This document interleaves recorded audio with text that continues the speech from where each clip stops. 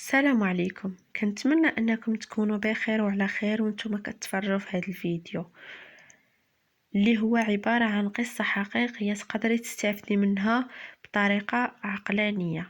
ونبداو على بركة الله. صاحبة القصة كتقول: زوجوني والدي بواحد السيد، زواج تقليدي ديال العائلات. امو شافتني وعجبتها وجاو لدارنا خطبوني، وهذيك الساعة عاشوا فترة الخطوبة زوينة، ومن بعد تزوجها وداروا العرس ودازت أيام زوينة. ومن بعد مشات لدارها، دازت واحد الفترة السيد بدا كيبرد من جهتها، بحال ما كيناش معاه وبدا كيتبدل عليها. ما كيتعاملش معها مزيان، ما كيبينش ليها الحب ديالو. وبحكم ان السكنه ديالهم كانت مشتركه، كانت ساكنه هي وراجلها وخوه ومرته.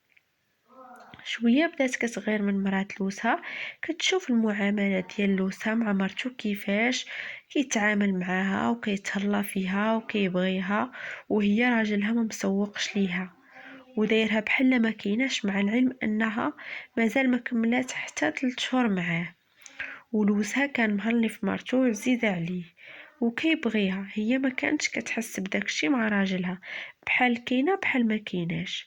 وعيات ما تبدل في حالتها وما خلات ما دارت باش تثير الانتباه ديالو، ولكن والو ما كيشوفش فيها. ايوا واحد النهار مشات لدارهم، وفي الليل بقات كتهضر مع اختها وكتعاود ليها، قالت ليها: راجلي ما بقاش كيديها فيا ولا حتى يشوف فيا، برد من جهتي، ما عرفت مالو. وهي تقول لها: اختها خاصك تبيني ليه انك وحده من بنات الوقت، سيري قطعي شعرك وصبغي وبدلي ليه اللون ولبسي شي حاجه تكون زوينه، يعني داكشي اللي كيشوفوا في الزنقه يشوفوا فيك حيت انتي مرتو. وهي تسكت وقالت لختها: الا درت زعما هادشي يقدر يرجع معايا كيف كان. وعاودت ليها حتى على مرت لوسها وكيفاش كيتعامل معاها راجلها. قالت ليها: هو ديما كيسافر على قبل الخدمه، ومني كيرجع ما يقدرش يدخل الدار الا ما كانتش، راه كيموت عليها. وهي تقول ليها: اختها هانتي غير ديري هادشي اللي قلت ليك وردي عليا. صافي الصباح فاقت من دارهم، مشات للحمام ودازت للصالون، صبغات شعرها وقطعاتو، دارت الماكياج، لبست مزيان، زعما قادت حالتها مزيان. ودخلت للدار كتسنى راجلها غادي يجي في العشيه. ومني جا ما لاحظ حتى شي فرق وما هدرش معاها، زعما ما قال ليها لا قطعتي شعرك ولا هاد الحاله جات معاك ولا هادي جات معاك ولا صبغتي شعرك جاك زوين، ما قال ليها والو. عيات معاه، بغات تثير الانتباه ديالو باي طريقه، ولكن والو، السيد ميت. صافي كعات وناضت نعست.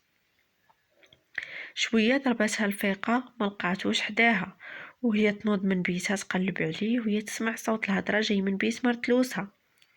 قالت: كيفاش لوسي ما كاينش هادي مع من كتهضر؟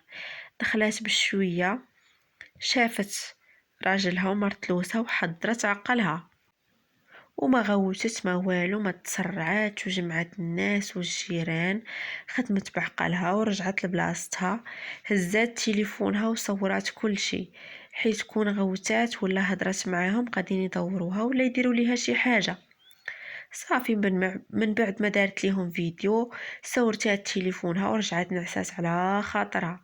سالا راجلها وجاب شويه حداها ونعس، والصباح فاقت وعيطات راجلها في الخدمه وقالت لي: كي وصلتي للخدمه مزيان؟ وهي كانت ديجا هادره معاه على شي قضيه ديال الورث من عند باباها، قالت لي راه غادي ياخذ شي فلوس ديال الورث وغادي يفرقهم علينا.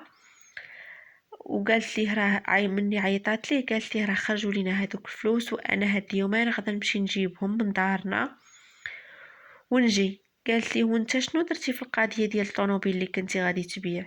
قال ليها: صافي راه غدا السيد غادي يجيب لي الفلوس ونمشي نتكاتب انا وياه. قالت ليه: صافي مني تشد الفلوس جيبهم ليا ونزيد عليهم داكشي اللي غنجيب من عند بابا ونشريو طوموبيل دوبل في، ما نبقاوش نشريو القديم. قال ليها: صافي. السيد رقداتو مزيان ومشى باع الطوموبيل ب9 ديال المليون وجابها ليها كامله.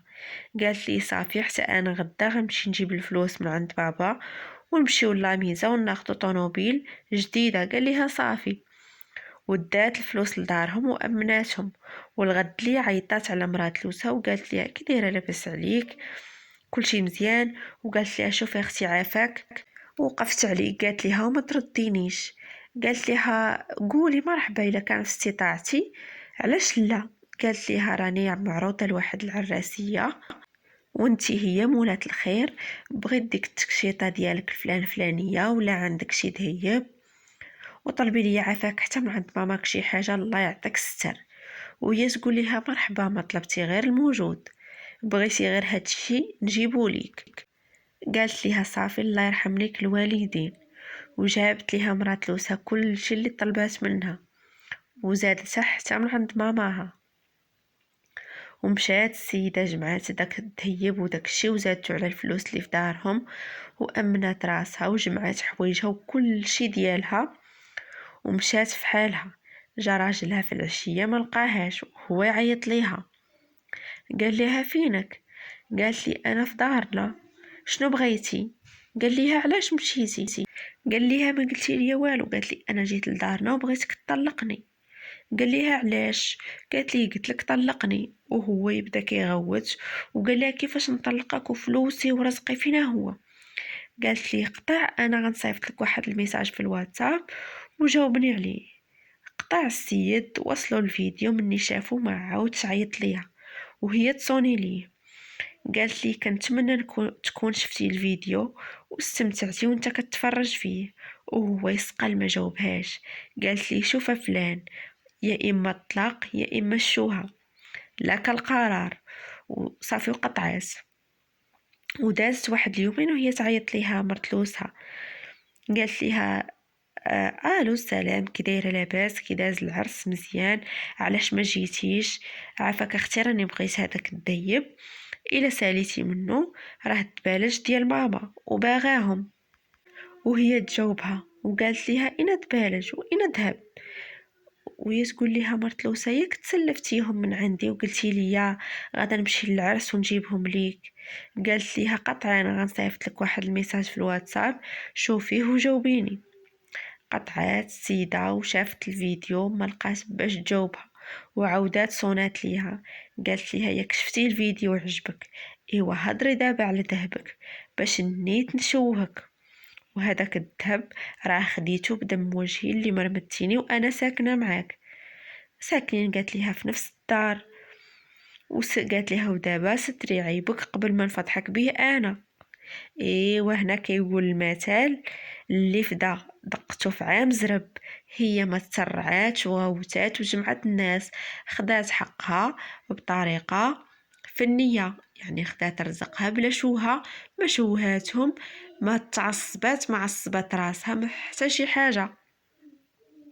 وجمعات هذاك الرزيق وزادت عليه فلوس الطلاق وبدات مشروعها وعاشت حياة حسن من الحياة اللي كانت غادا تعيش معاه مدلولة وما باغيهاش.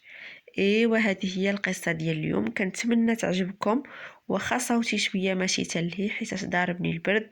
وكنتمنى القصه ديال اليوم تعجبكم وتفاعلوا معها ونتلاقاو في قصه جديده.